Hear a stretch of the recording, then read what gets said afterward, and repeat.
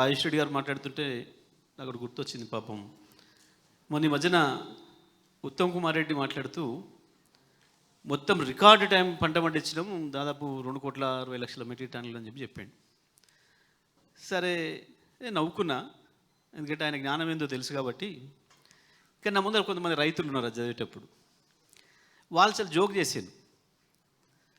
Sir ఇప్పుడు మన కళ్ళ ముందే ఇన్ని ఎకరాలు ఎండిపోయి ఉంది, కేసీఆర్ అన్నప్పుడు ఇదంతా పంట పండితేనే హైయెస్ట్ రికార్డు వస్తుంది కదా, మరి 50,000 ఎకరాల కళ్ళ ముందర ఎండిపోయిన తర్వాత కూడా మేము హైయెస్ట్ రికార్డు పండించినాం అంటాడు. మరి ఈయన ముఖ్యమంత్రి కలిసి వేరే ఇంకేదైనా పద్ధతిలో పండించిరా, ఇంకేమైనా వేరే పంట పండించిరా అని చెప్పి.